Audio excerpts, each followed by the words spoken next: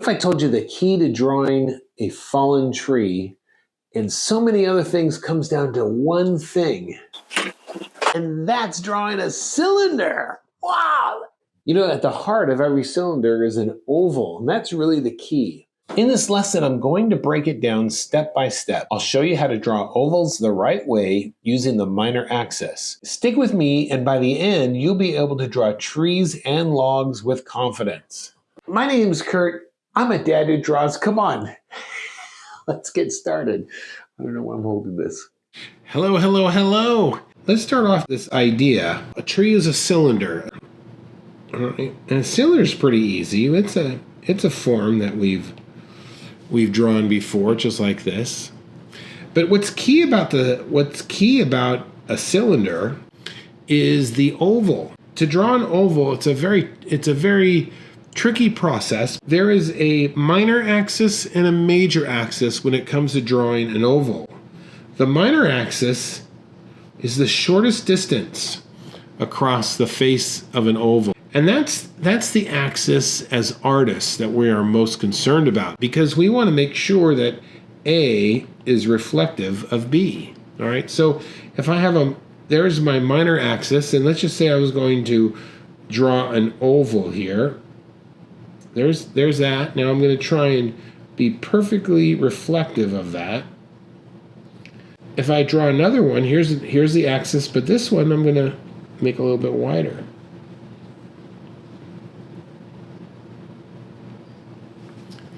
You see, A is reflective of B, right across that minor axis. Now I want to get to a point where I could just draw ovals without drawing that minor axis. Whether I draw them large or small, I always want to keep this minor axis in mind and make sure that they're reflective. You might have a scenario where the minor axis is running this way. Okay. So we just change the angle of our oval to be, again, reflective, A and B. The thing you don't want to do is draw it like this. This is not reflective. A is not reflective of B. They're at a different angle. The correct way to draw this along this minor axis would be like this. A now is reflective of B.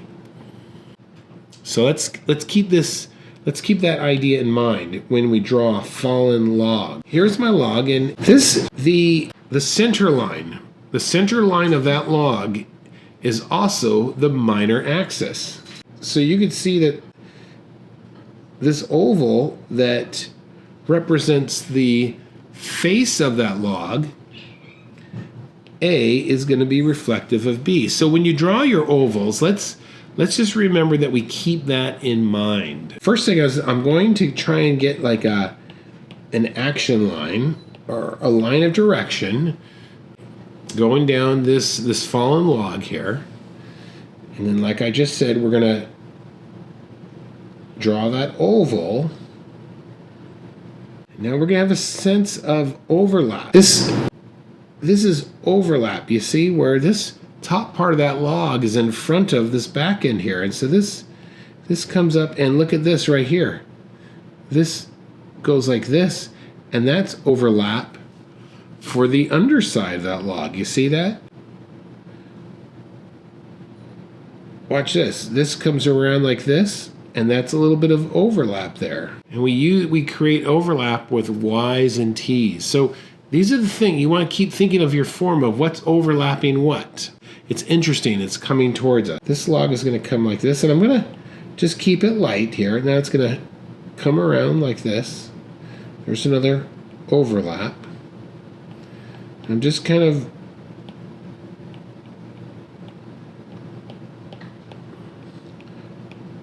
putting in some containment lines so I get a sense of how far I want to make sure that my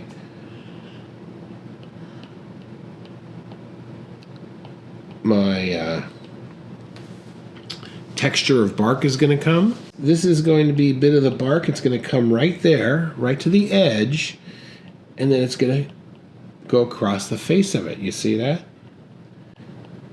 And we could expand this idea out.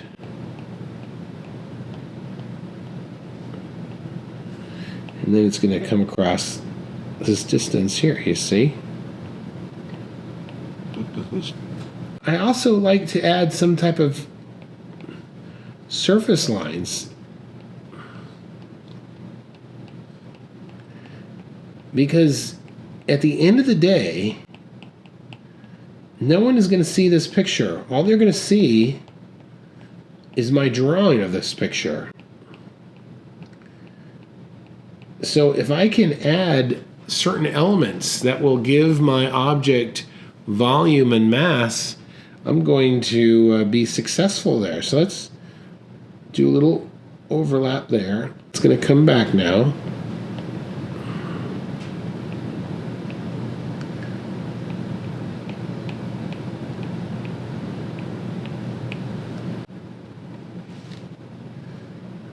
All right, let's come back to the bottom here, and if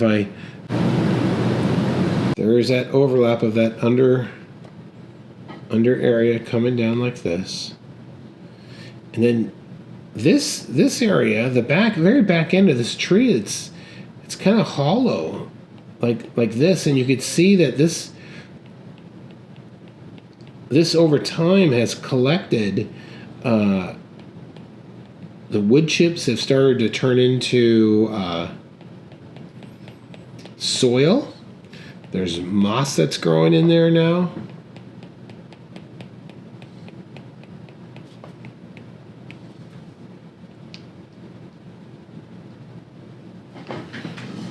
You can see that this is coming around. I keep looking for areas where I could use these Y's to try and describe form.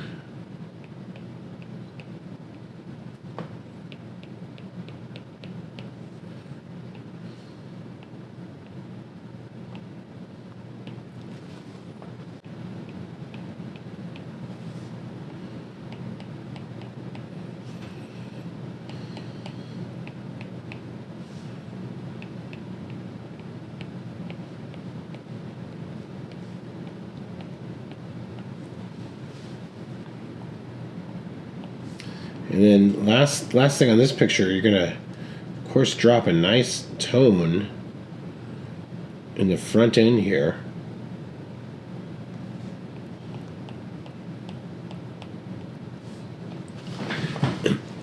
And I just noticed something. This thing is somewhat buried, so you could, oops, and just give a really sharp edge of where it's sinking below the surface. But it's helpful that I drew this full oval there in order to get the correct diameter right.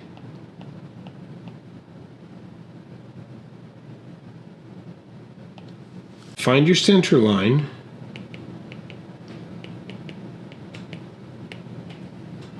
Get your ovals down.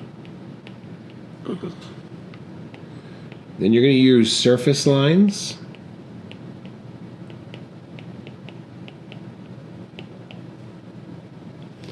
Texture.